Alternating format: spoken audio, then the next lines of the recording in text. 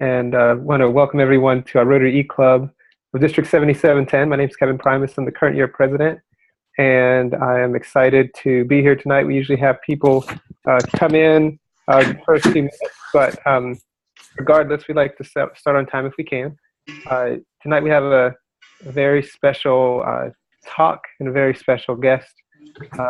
John Nanni or Nanni, depending on which part of New York you're from, will be with us to introduce us to how Rotary's focus on polio is a big part of his life, and educate us more on something that is critical to the identity of Rotary, and I think also guide us as to where we might be going.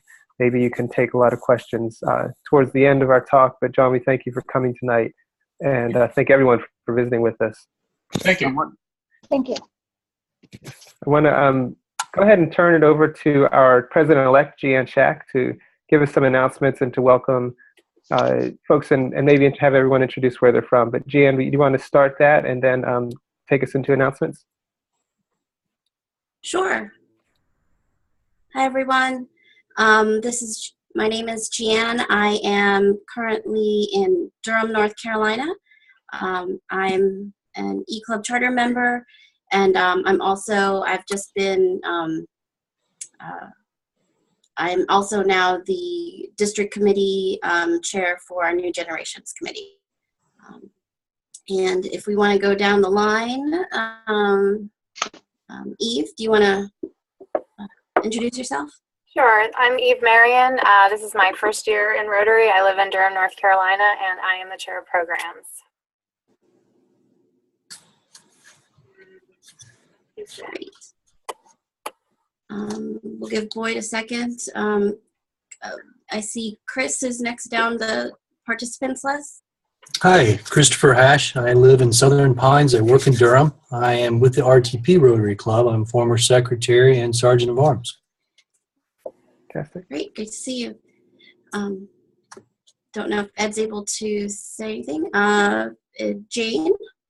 Jane Anthony from Rotary E-Club 1, and I am the past secretary. Welcome, welcome. Wonderful. What Rotary E-Club 1? It's the first internet club that started all. Fantastic. Thank you for your pioneering. Yeah. Marilyn? My name's Marilyn Axler. I am charter member of the South Jersey Rotary E-Club. Former secretary, former sergeant in arms. I am also District 764 Public Relations Chair. Among other things, I'm on board of fellowships and such. Check me out on Facebook. Wonderful, thank you. Let's see here. A couple of people are still a bit muted. Ed or BC or my sister or Boyd, if you want to say hello. This is Boyd Strange. Hello. Hello. Can you hear Boyd? Yes. I just got on. I had trouble connecting tonight. I'm a charter member of this club and very eagerly waiting to hear our speaker tonight. Hi, Boyd. This is BC Dash saying hello from Portland, Oregon. I may not be on the air for too long, but I thought at least I'd try. And lo and behold, I think I can hear Boyd. So I'd like to say hello to all, and I'm listening in. So thank you for giving us a chance to participate where possible, and I'm trying. So thanks very much. Great to hear you too. Okay, should I go? This is Rachel Mallet. I am part of E-Club as well, and I am joining from downtown Raleigh.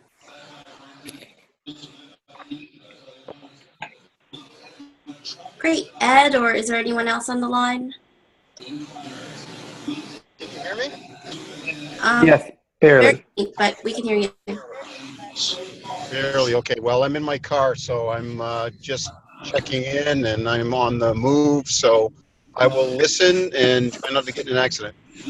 Yes, drive safely. Great Wonderful. photo, by the way, Ed. Yeah, we love the picture. Thank you. Glad you like it. Wonderful. So if there's anyone else, otherwise I will go ahead with their updates.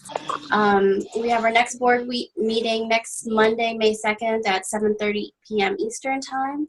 We'll be discussing some topics, including membership and our proposed budget. In terms of service projects, there's a lot going on. We have Books on Break starting Friday, May 6th through Wednesday, May 11th, excuse me. This is where we partner with Book Harvest. The Downtown Durham Rotary Club is hosting this event, and they'll be working with Book Harvest to allow kids to shop for 10 free books to give them something to read over the summer. This is an effort to stave off summer reading loss. So once I get the set up Genius links for that, I'll definitely share that. The Habitat event with the Southwest Durham Club is Saturday, May 21st from 12:30 to 3:30 p.m. It's at 2734 Owen Street in Durham. The house is being built for a single father and an Iraq veteran, and we'll be helping this veteran, Dan, and his daughter to build their new home. Awesome. There's another event, Urban Ministries, where you can help prepare and serve breakfast. It's from 7 to 9 a.m. There are several dates available in May, June, and July. And finally, we have a couple things coming up in May and June, district-wise. So we have our district spring assembly Saturday, May 14th in Cary, as well as the installation banquet June 22nd. And of course, this weekend is our district conference in conjunction with District 7730, and we'll be in, there'll be my sister, Rachel, and Eva and I will be in Wilmington this weekend for that district conference. And this past Sunday, Eve got us all together for brunch at Parker and Otis. So we had a lot of fun there. We had a great group of people. And we're looking forward to the next social event, which is scheduled for Saturday, May 14th after the district spring assembly. So a couple updates regarding the PR committee. We're going to be transitioning from email updates to bi-monthly newsletters. So there'll be another email update in regards to that before we transition to that. But just a heads up that we'll be moving to MailChimp to send out those newsletters. And last but not least, I just want to, in the chat room, make sure you get a chance to donate to, oops, typing on the wrong, to the Rotary Foundation at rotary.org/give. Make sure you get a chance to do that. And you can donate to specific causes such as PolioPlus as well. So in that case, that's all for my updates. And so I'm going to pass it over to Eve. Great, thank you. I just wanted to put in a plug for everyone to mute their mics except John at the moment. And we're just getting a lot of background noise. So give everyone a minute to mute. Can't move my cursor. I thought I had the power to mute, but I can't seem to do it tonight. So, so it's my pleasure to introduce Nanni this evening. And he told me to pick and choose from his bio, but I can't possibly do that. It's just all really wonderful, and I want to share it with you. So, Nanni is with District 7630 and is a PolioPlus Chair. He's a member of the Middletown, Odessa, Townsend Rotary Club. John has been active in leadership roles in his club, having served as club secretary, website committee chair, and district PolioPlus committees. John has given over 100 PolioPlus talks or polio talks in the past couple of years to Rotary clubs, district assemblies, district conferences, RILA, Rotaract, and Interact clubs, and zone training seminars from Rhode Island down to North Carolina.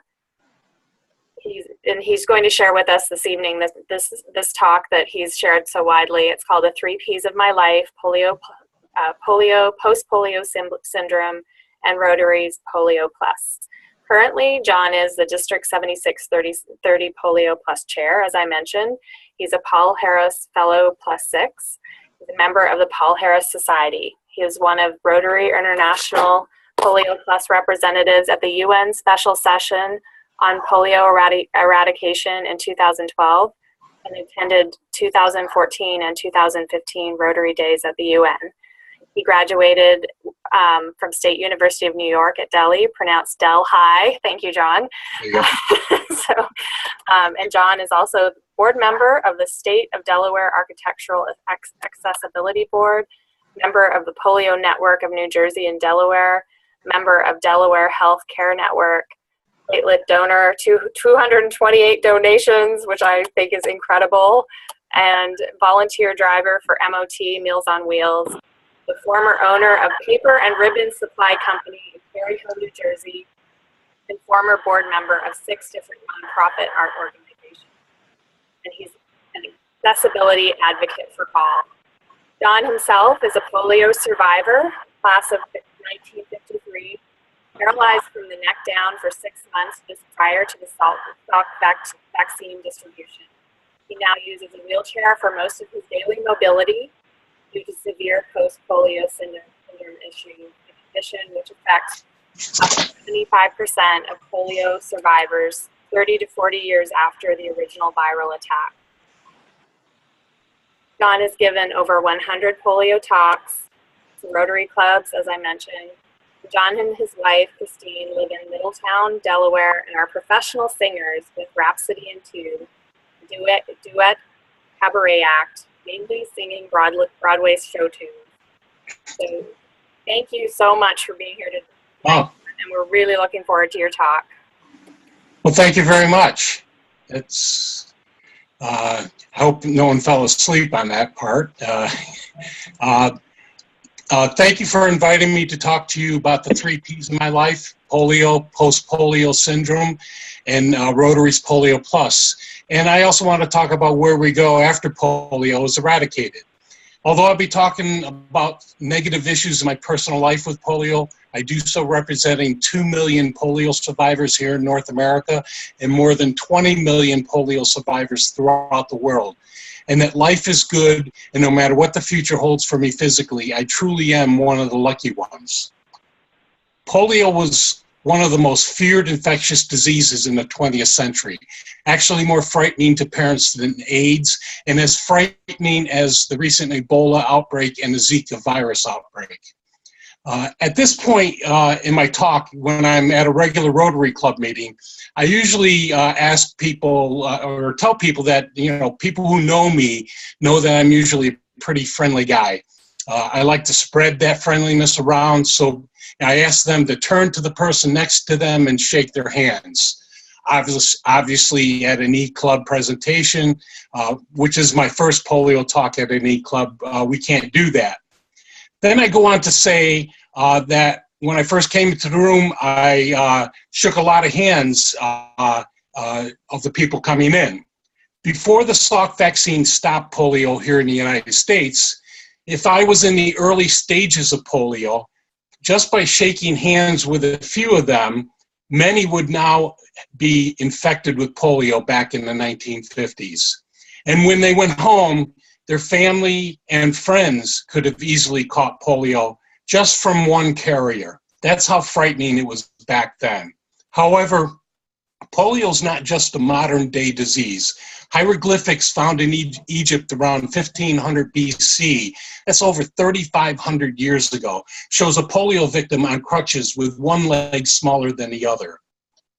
Okay. One of the most famous polio victims, President Franklin Delano Roosevelt, decided to engage all Americans, not just rich Americans, but all Americans, to raise money for research on trying to find a cure or a vaccine for polio. He asked Americans to mail a dime to the White House, never knowing the incredible response he would get. Bags and bags full of dimes delivered by the post office.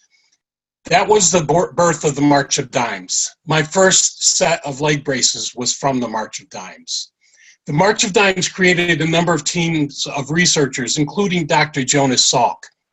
In the early 1953, Salk isolated the dead polio virus and created what is now known as the Salk vaccine. His first human tests were done on his research team and their families. Here he is injecting his eldest son, the future Dr. Peter Salk, one of the first children to receive the Salk vaccine. Which brings us to the summer of 1953, where hospital polio wards with a dreaded iron lung like these help polio victims breathe, and where a strange thing was happening, or should I say not happening, in 1953. Summer rituals. Public swimming pools were closed, Little League fields in many towns were empty, mothers didn't have their kids with them while grocery shopping. People were frightened because catching polio was as easy as catching a cold. Just 6 months before the Salk vaccine was widely distributed, when I was only 10 months old, I was paralyzed from polio from my neck down for 6 months. Through the loving care of my mom, who did physical therapy on me while I was paralyzed so my muscles didn't atrophy, I was able to walk a year later. In fact, my older brother takes credit for teaching me how to walk. Taking the example from my parents, he would lean me up against the refrigerator and encourage me to walk. But unlike my parents, when I started to fall, he didn't catch me. Over time, out of self-defense, I eventually put my foot out to stop from falling. Thus, my first step, and to this day, my brother takes credit for teaching me to walk.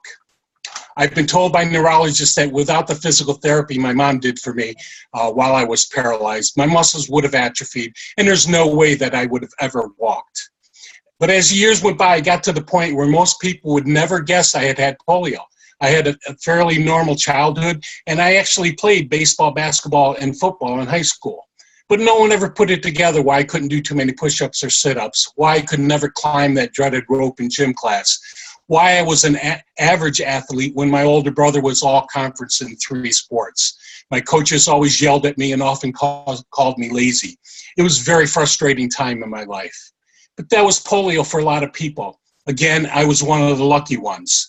Many young adults and children died or grew up paralyzed or had an arm or leg that was significantly smaller because their muscles did atrophy. Many polio survivors I know suffered from multiple painful corrective surgeries. One friend even had their good leg shortened to match their polio leg, which was 5 inches shorter.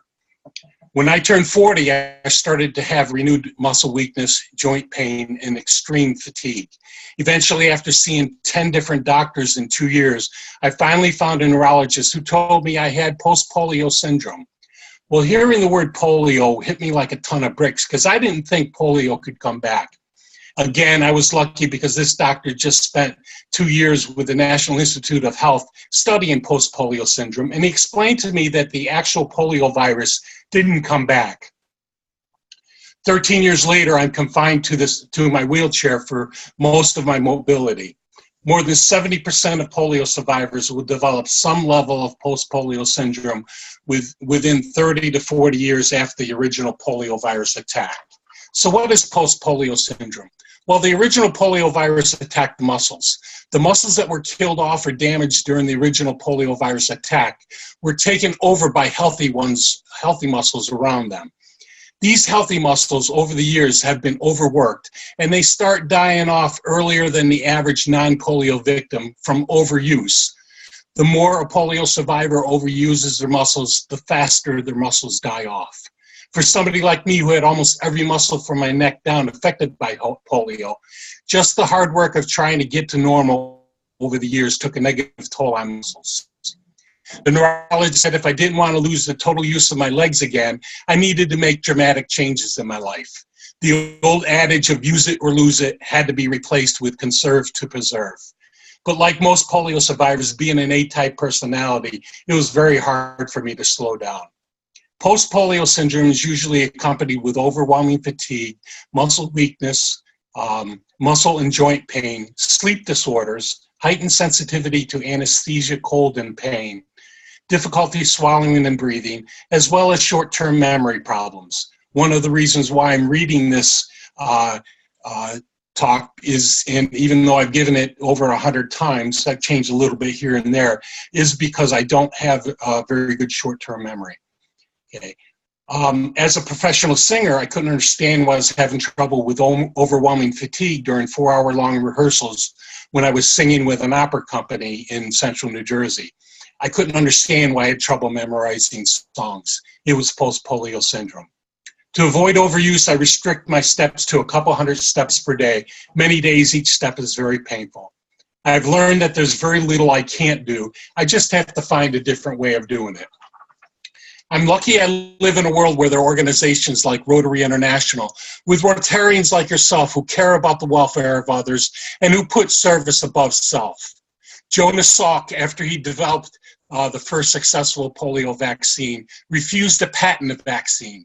It's estimated that he turned down the opportunity to personally earn billions of dollars by literally giving away the vaccine to the world. Salk often said, our greatest responsibility is to be good ancestors. And I submit to you that Dr. Jonas Salk will go down in history as a great ancestor. As most of you know, in 1985, Rotary International launched PolioPlus. To this day, it is the largest private sector public health initiative. From 125 endemic countries with 350,000 cases of polio a year, almost 1,000 cases a day, down to 2 endemic countries, Afghanistan and Pakistan, with only 11 cases of wild polio virus so far this year. 74 cases last year compared to 359 cases in 2014. And almost 3 billion children vaccinated, many by dedicated Rotarians during National Immunization Days. At this point, I usually give everyone the finger. And I explain my t-shirt. I'll try to give you a picture of it. It says, "Give polio the finger." Well, during these National Immunization Days, because most areas in developing countries keep very poor or no health records, when a teen vaccinates a child, they paint their pinky purple with indelible ink that lasts a few weeks. Thus, they can tell if a child got their polio vaccine or not. So I honor those children and those vaccinators with my purple pinky. There's 3 types of wild polio virus. Type 2 was declared eradicated this past October. Type 3, with the last case recorded in 2012, is close to being declared eradicated, leaving only type 1 still not eradicated. Rotary has helped prevent more than 15 million cases of polio, avoiding more than 1.5 million deaths. We've certainly come a long way, and we are this close to eradication. We're on the verge of eradicating only the 2nd disease in modern day history, the first being smallpox, saving the world more than $1 billion a year. And if polio can be stopped this year or the next year, hopefully this year, the net benefit from reduced treatment costs and gains in productivity will be $40 to $50 billion over a 20-year period. But until polio is eradicated, it is a world threat. And because there's no cure for polio, vaccination is the only protection. Here's a global aviation pattern of the world in a 24-hour period. There's so many flights that you can hardly see North America and Europe. We truly are a plane ride away from polio returning to the United States if polio is not eradicated. As many of you know, Rotary concentrates their efforts on 6 key areas of focus. In my experience with Rotary, I have found all 6 areas of focus are linked in so many ways to Rotary's PolioPlus program to eradicate polio. One of these areas of focus is peace and conflict resolution. It's been said that disease eradication is the ultimate in social justice and equity. In other words, peace. But in order to eradicate polio, all children of the world must be vaccinated. But 1.5 billion children live in countries affected by conflict, where they are cut off from health facilities, making it very difficult to vaccinate those children. Rotary's PolioPlus campaign has played a major role in bringing warring groups within countries and bordering countries to coordinate safe access for polio vaccination teams to vaccinate children in these conflict areas. Rotary International's current president, Ravi Ravindran, was one of the forerunners of this initiative to open safe access in his country, Sri Lanka. As his country's PolioPlus Chair, Ravi headed a task force with members from his government, UNICEF, and Rotary. He negotiated a ceasefire with northern militants, allowing access to vaccinate the children from polio in that area. It is a ceasefire that still exists today. And as the screen shows you, these ceasefire initiatives became known as the Days of Tranquility. Rotary's PolioPlus program is a vehicle to a much bigger agenda than just polio eradication, including peace. In fact, a New York Times op-ed article proclaimed Rotary's PolioPlus effort deserves a Nobel Peace Prize. But we can't win the Nobel Peace Prize until we finish the job and eradicate polio. So we've come to a subject that comes up often in Rotary circles. What do we do once polio was eradicated? We are this close, but there is a lot of work to be done before we fulfill the promise we made to the children of the world that Rotary will end polio. I strongly feel that Rotary's next step is to make sure this incredible disease-fighting machine, Rotary's PolioPlus, stays in place to continue fighting to improve the health of the people around the world, especially children. Eradicating other diseases like measles, malaria, HIV/AIDS, and a new danger on the world scene, the Zika virus. Billions of dollars that Rotary has raised for polio eradication does not just cover the cost of vaccines. It supports an entire infrastructure throughout the world. This infrastructure played a major role in Nigeria and all of Africa during its Ebola outbreak. The trained medical people, the clinics, and the trust of the people earned during the efforts to eradicate polio in places like Nigeria put the brakes on the spread of Ebola. There are many creative steps being taken to finally end polio. For instance, advances in the makeup of the vaccine. Starting this past April 17th and continuing through May 1st, every country in the world using the oral polio vaccine, which is made up of the live polio virus, it's a weakened version of it, but it does cause some cases of polio. Every country is to switch from the trivalent vaccine, which contains all three wild polio viruses, and to the bivalent vaccine, which they've taken the type 2 virus out because it's been declared eradicated. Type 2 wild polio virus is the major type that will cause the polio from the vaccine. And as of February 2nd of this year, 156 countries have introduced the inactive polio vaccine, which is the injectable polio vaccine. It's basically an offshoot of the Salk vaccine. It contains a dead polio virus that cannot cause polio from the vaccine. This switch means that 81% of the children born in the world are receiving the injectable polio vaccine shot. All countries are expected to introduce this injectable polio vaccine by the end of 2016.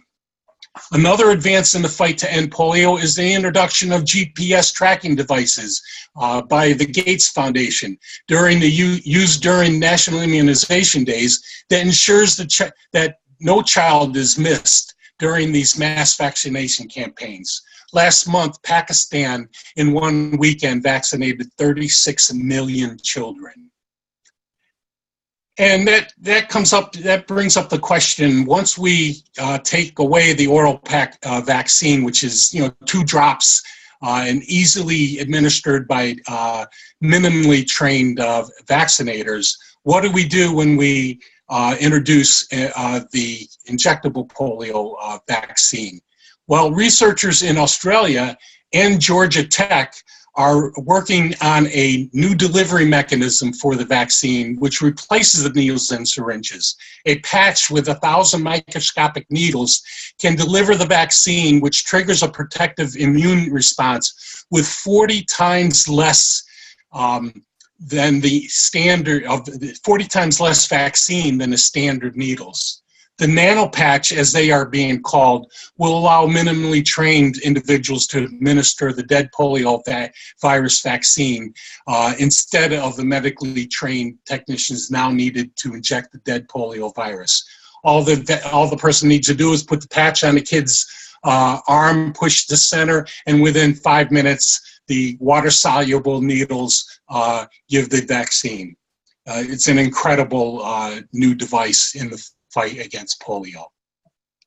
Well, my baseball hero, Yogi Berra, often said, "It ain't over till it's over."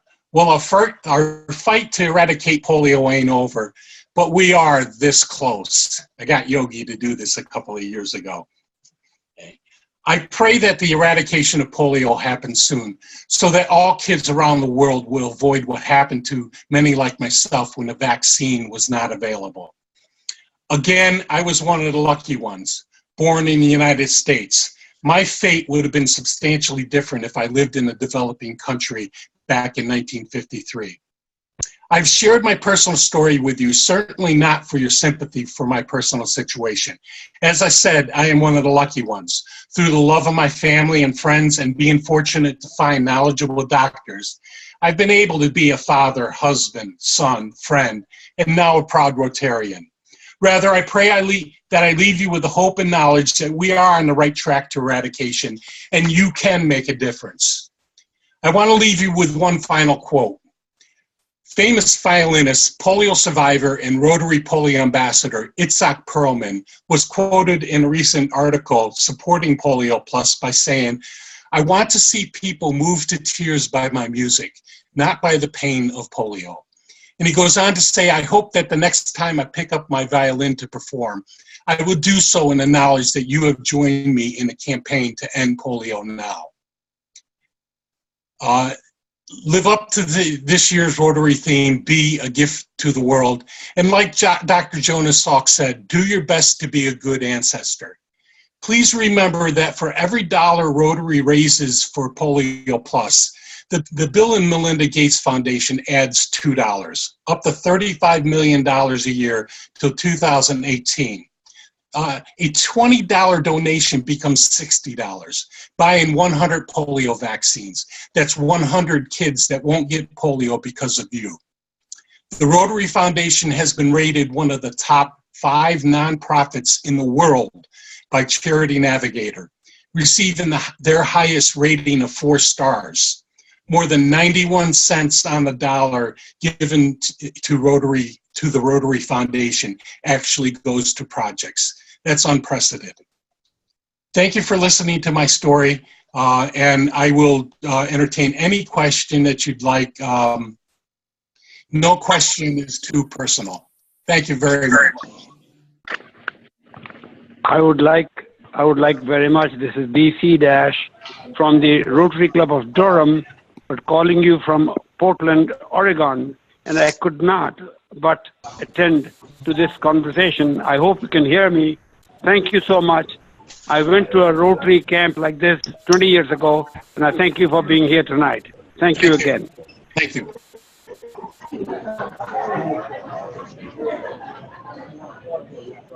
Go ahead. John? Yes. Hi, this is Rachel Mallet. Just want to say thank you for your presentation. Thank you. I had a couple of questions. Sure. So you said that type 3 was almost eradicated. What like constitutes the eradication? Like a few years, several years without any cases?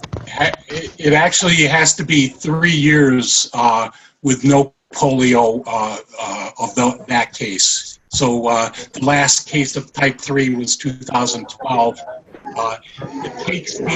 There's a group of organizations called the Global Polio Eradication Initiative that is made up of the World Health Organization, UNICEF, CDC, Rotary, and new to the group, the Bill and Melinda Gates Foundation.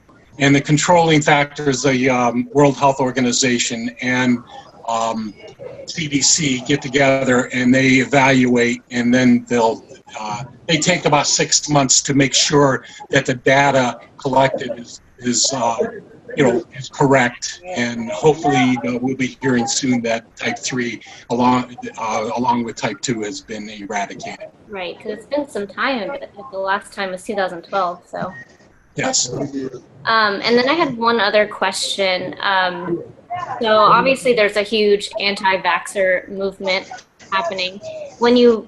I'm sure you've met some of these people. How do you react? What do you say to them? Well, I try not to get angry, but I try to talk to them. In most cases, you can't change their mind. I try to give them good information as far as scientific information. Some are quoting Dr. or I don't really want to even say doctor, Mr. Wakefield from England, who in 1999 conducted a fraudulent study that linked autism with vaccines. There were only 12 people he was studying, and it was later found out that the study was paid for by lawyers trying to sue a vaccine manufacturer. The study was proven to be fraudulent, and unfortunately, his study when published, was the front page of many newspapers around the world, and the retraction was like page 5 over in the lower corner of newspapers, if it was printed at all. So there's a lot of, and what's amazing to me is that a lot of the people that are anti-vaxxers are very highly educated people, and they're just caught up into this whole scenario.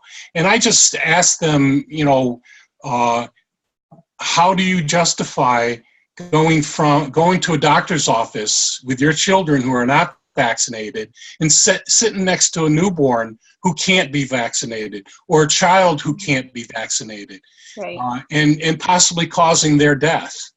You look at the measles outbreak a couple of years ago from the one case in Disneyland, that there were over 200 cases in 20 different states. Okay? And one person who actually did a woman who went to a doctor's office because she was ill, sat next to somebody who was infected and contagious with measles, who did not get a measles vaccine, who was an anti-vaxxer. She died. And so I try to bring those things out. And, in order for measles, in order for there to be the herd immunity, there needs to be like 92% of people to be vaccinated to protect the unvaccinated, those who can't be vaccinated. I believe polio is around 80% of the population to protect as a herd immunity. So it's a high standard, and we really need to make sure, and that's why polio has been so hard. For every case of paralytic polio, there's as many as 200 cases of people walking around with few or no symptoms at all, and they're contagious for a period of time. Okay, and again, another reason why polio is so hard to stop.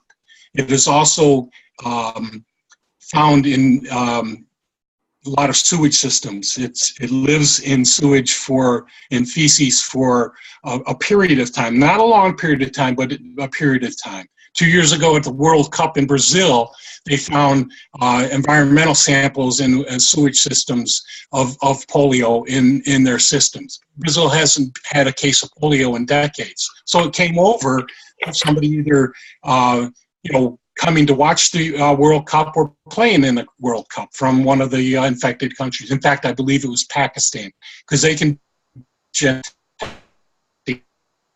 tell where that where the virus came from. So I hope that answered your question. Right. Just try to give them science and be as friendly as possible. Yeah, you know, and there's not one legitimate scientific study that shows a connection between vaccines and autism. I remember hearing that the chances of autism is just the same with or without, obviously, because there's no connection. There are now studies that are about to be published that studying millions of cases and proving that, like you said, there's no change. It's Right. environmental. It might be genetic, and the upswing of number of cases of autism being that are happening now is because they've changed the spectrum of how they diagnose it. So that's one of the largest reasons for the upswing. And the reason why the connection between vaccinations and autism occur is that usually when the signs of autism start showing is approximately right around the time that kids get vaccinated. Right, yeah. John, I can't talk. Okay. You lost your voice, Marilyn. A lot of people would be happy for that. No, I'm only kidding. Do you want to type it in the chat, Marilyn? Okay. A question? Yes. I don't know if I'll get that. I can read it to you if you're... Okay. All right. While she's typing, anyone else have any questions?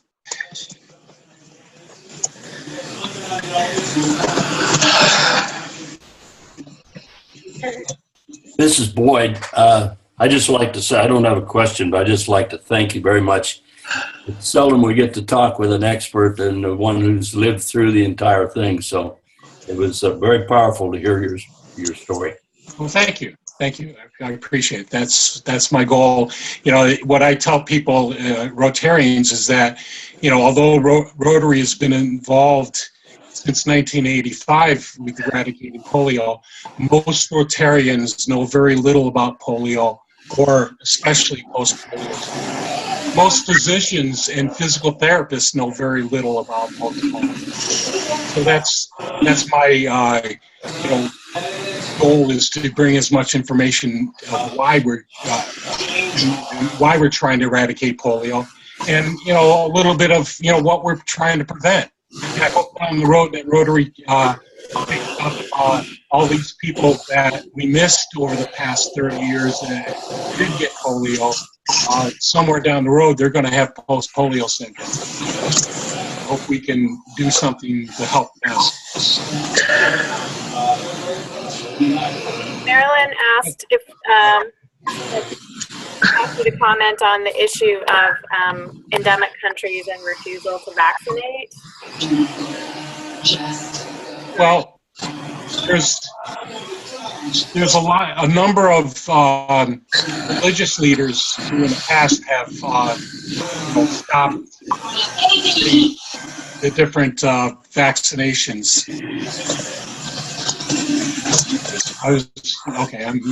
Did you hear me? Yeah, we can hear you. Okay. I know in Pakistan, in the tribal area controlled by the Taliban, it's been very hard to get into those areas. But we are now, instead of using the Western influence, we are now relying on Rotary clubs in Pakistan to control the efforts to eradicate polio, including a lot of the manufacturing of the vaccine under Muslim rule, so that, there's rumors of, the vaccine causing infertility or having HIV/AIDS. So we're in that process of getting imams to actually give fatwas for vaccinations rather than against vaccinations like they have in the past. So we are making big steps. Plus, a lot of the families who have lived in the tribal controlled areas, northwest Pakistan near the Afghanistan border, have actually fled that area. And when they flee the area, their kids are getting vaccinated.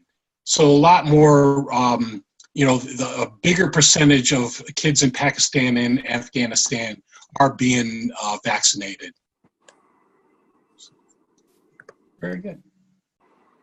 I actually had a question, maybe it's partially a comment, but I'm curious about just kids and how they're learning about vaccines and illnesses such as polio and smallpox. And I just wonder if we even talk about it anymore. And is it sort of like the seatbelt situation where maybe that's part of the whole anti-vaxxer movement? We think, kids, teenagers don't use their seatbelts because they don't think it's cool, but they forget that or they don't even know that there was a time when they exist. And so I'm just curious if you've had any contact with smaller youngsters, I guess. Well, I think what's happening is the measles outbreak that caught from the one case of in Disney got a lot of publicity, and that's causing a lot of scenarios. In fact, California about 6 months ago passed a law that no child can go to public school unless they've been vaccinated. They have to be homeschooled or go to a school that only unvaccinated children can go to. The other aspect that's happening a lot is that doctors are now refusing to treat children whose parents refuse to have them vaccinated. So there is a lot of change happening and a lot of positive publicity happening out there. I've also recently been contacted by a comic book publisher that wants to do a comic book for children for vaccines to promote a positive view on vaccinations. So we're looking into doing that. I'm not sure what lead in I will be doing, but maybe because I didn't I couldn't have I didn't have the vaccine. Funny story is that back in 2012 at that UN special session, I met Dr. Salk's eldest son, Dr. Peter Salk. And when I was introduced to him, I said to him, "Your dad was slow." And he looked at me and says, "What?" I said, "Well, if, I got polio 6 months before the Salk vaccine came out. If your dad was faster, I wouldn't have gotten polio." And he had, he was flabbergasted. He didn't know what to say. And then he realized that I was teasing him. And since we've actually become friends, he's the founder and the president of the Jonas Salk Legacy Foundation, and they do a lot of research and also a lot of promoting of vaccines, and I believe he's going to be part of that comic book routine. That's great. That's really great. Does anybody have any other questions? I think most of you are muted right now, so you'll just have to unmute your mic to speak.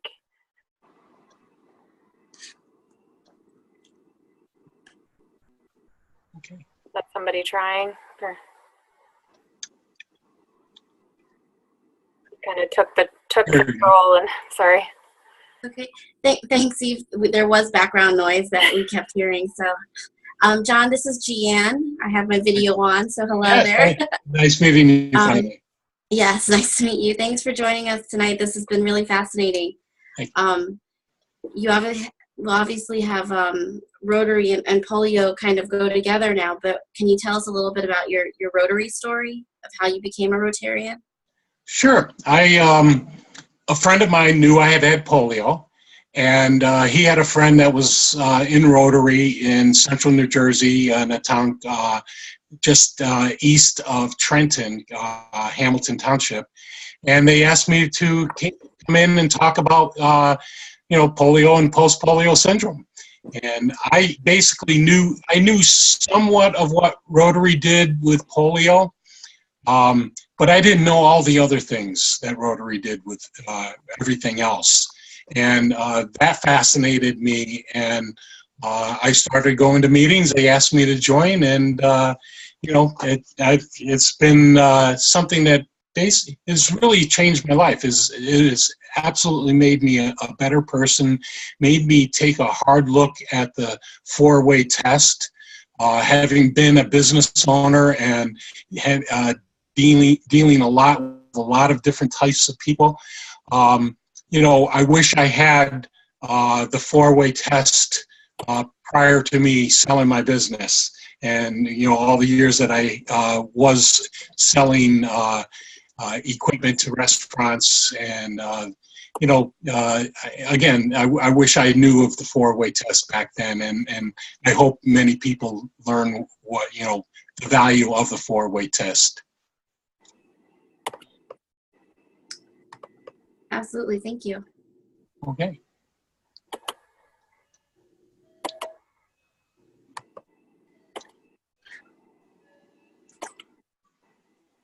Any other questions? You folks are awesome. This has actually been a lot of fun. I really, really have enjoyed this, and we'll seek out other e-clubs to do this.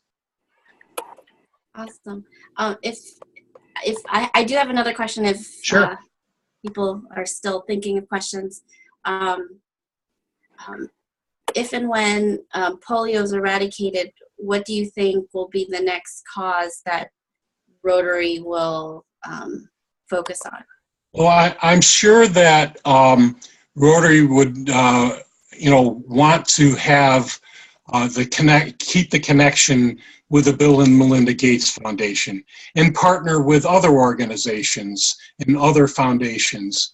I know the Gates Foundation is very big on malaria. So I suspect that somewhere down the road, it might be malaria. But then I've talked to, some leaders, some Rotary directors and somebody like, the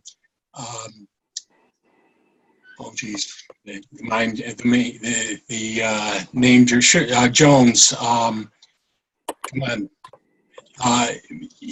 But I've talked to some Rotary leaders, and I think they're looking at, keeping the Rotary PolioPlus infrastructure in place to attack all health issues. Like, many times a polio vaccinator is the only healthcare worker that a lot of people see.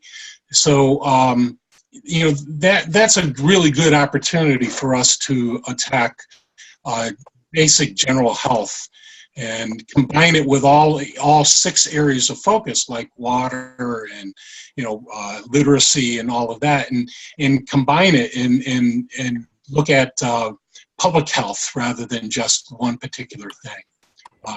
I'd like to call it Health Plus instead of Polio Plus. Yeah. Okay. Great, thank you. Thank you, John. Does anyone else have questions?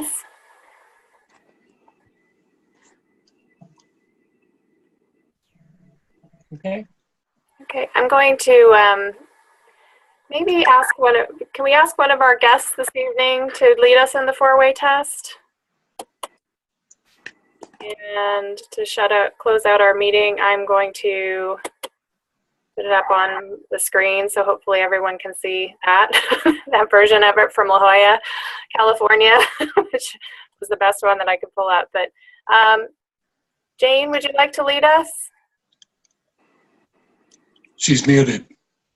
Okay, I'll unmute you for, sorry. I think now I'm having trouble unmuting people, I'm sorry. Yeah, one thing we do a little differently with our e-club for the 4-way test is we have one person lead us in the 4-way test to say it while we, say it silently on mute or internally. Yeah. So, well, maybe Jane's not gonna. I can't figure out. Okay, so I'm trying to unmute Jane for this evening. Okay, there we go. Jane is sorry about that. Okay, never done this before, so this will be a first for me. Okay, see if I can read it without my glasses. The 4-way test of the things we think, say, or do. First, is it the truth? Second, is it fair to all concerned? Third, can't read that. Will build goodwill and better friendship. And fourth, will it be beneficial to all concerned? I think I should know this by heart by now. Awesome. Great job, Jane. Awesome. Thank you. It was a great presentation, John. I'm so glad I finally got a chance to hear it. Thank you, Jane. And thanks for having me in your meeting. It was thoroughly enjoyable. Thank you for being here. We usually do. We conclude, and I will. We're gonna stop recording in just a minute, and we just stay on the line and chat for a little while if anyone wants to stay and talk. So. Okay. I will have to say goodnight. Jane, we'll see you on Facebook, Jane. Absolutely. All right. Take care, everybody. Again, thank you. I enjoyed it. Thank you. Good night. Thanks for being here.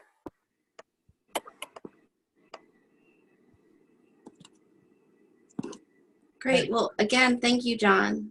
Oh, it was my honor. It's awesome to be able to tell people about polio and post-polio syndrome, and hopefully it'll help somewhere down the road with somebody. Okay. Sure. Especially new Rotarians, not knowing a lot of